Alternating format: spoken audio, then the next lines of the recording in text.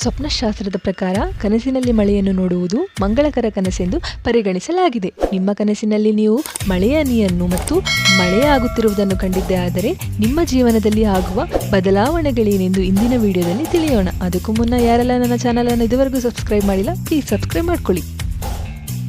ನಿಮ್ಮ ಕನಸಿನಲ್ಲಿ ಮಳೆಯ ನೀರನ್ನು ನೋಡುವುದರ ಅರ್ಥ ನಿಮ್ಮ ಮುಂದಿನ ಭವಿಷ್ಯವು ತುಂಬ ಆನಂದಮಯವಾಗಿರಲಿದೆ ಎಂಬುದನ್ನು ಹೇಳುತ್ತೆ. ಈ ರೀತಿಯ ಕನಸು ಬಿದ್ದಾಗ ಅದನ್ನು ತುಂಬಾ ಗಂಭೀರವಾಗಿ ಪರಿಗಣಿಸಿ ಭವಿಷ್ಯದ ಯೋಜನೆಯ ಬಗ್ಗೆ ಯೋಚಿಸಿ ಎಂದು ಸ್ವಪ್ನಶಾಸ್ತ್ರದಲ್ಲಿ ಉಲ್ಲೇಖ ಮಾಡಲಾಗಿದೆ. ಅದೇ ರೀತಿಯಾಗಿ ನಿಮ್ಮ ಕನಸಿನಲ್ಲಿ ಸುಮ್ಮನೆ ಹಾಗೆ ಮಳೆ ಬೀಳುತ್ತಿರುವುದನ್ನು ನೀವು ಕಂಡಿದ್ದೇ ಆದರೆ ಇದರ ಅರ್ಥ ಮುಂಬರುವ ದಿನಗಳು ಉತ್ತಮವಾಗಿರಲಿದೆ ಎಂಬುದನ್ನು ಈ ಕನಸು ಸೂಚಿಸುತ್ತೆ.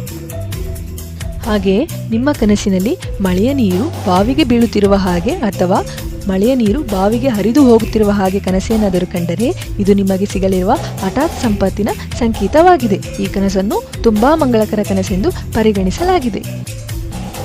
ಒಂದು ವೇಳೆ ನಿಮ್ಮ ಕನಸಿನಲ್ಲಿ ಧಾರಾಕಾರ ಮಳೆ ಆಗುತ್ತಿರುವುದನ್ನು ನೀವು ಕಂಡರೆ ಇದು ಬಹಳ ಶುಭ ಕನಸೆಂದು ಪುರಾಣಗಳಲ್ಲಿ ಉಲ್ಲೇಖಿಸಲಾಗಿದೆ. ಈ ರೀತಿಯ ಕನಸು ನಿಮಗೆ ಬಿದ್ದಿದ್ದರೆ ನೀವು ತುಂಬಾ ಅದೃಷ್ಟವಂತರು ಎಂದು ಭಾವಿಸಬೇಕು ಎಂದು ಸ್ವಪ್ನಶಾಸ್ತ್ರದಲ್ಲಿ ಹೇಳಲಾಗಿದೆ.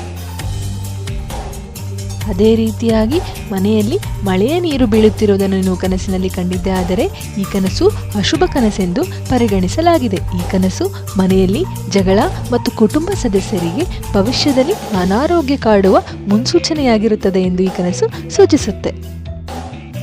ಅದೇ ರೀತಿಯಾಗಿ ನಿಧಾನಗತಿಯಲ್ಲಿ ಮಳೆಯಾಗುತ್ತಿರುವುದನ್ನು ನೀವು ಕನಸಿನಲ್ಲಿ ಕಂಡರೆ ಇದು ಅತ್ಯಂತ ಒಳ್ಳೆಯ ಸಂಕೇತ. ಇದರ ಅರ್ಥ ಸಂಪತ್ತಿನ ದೇವತೆಯಾದ ಲಕ್ಷ್ಮೀ ದೇವಿಯು ನಿಮ್ಮನ್ನು ಯಾವ ಪರಿಸ್ಥಿತಿಯಲ್ಲೂ ಕೂಡ ಕೈಬಿಡದೆ ನಿಮ್ಮ ಜೊತೆಯಾಗಿರುತ್ತಾರೆ ಎಂಬುದನ್ನು ಈ ಕನಸು ಸೂಚಿಸುತ್ತೆ.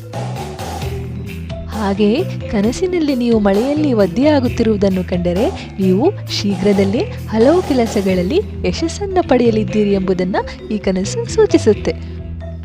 ಒಟ್ಟಾರೆಯಾಗಿ ಕನಸಿನಲ್ಲಿ ಮಳೆಯನ್ನು ಕಾಣುವುದು ನಿಮಗೆ ಜೀವನದಲ್ಲಿ ಎಲ್ಲ ರೀತಿಯಿಂದಲೂ ಯಶಸ್ಸನ್ನು ತಂದುಕೊಡಲಿದೆ ಎಂಬುದನ್ನು ಪುರಾಣಗಳಲ್ಲಿ ಉಲ್ಲೇಖಿಸಲಾಗಿದೆ.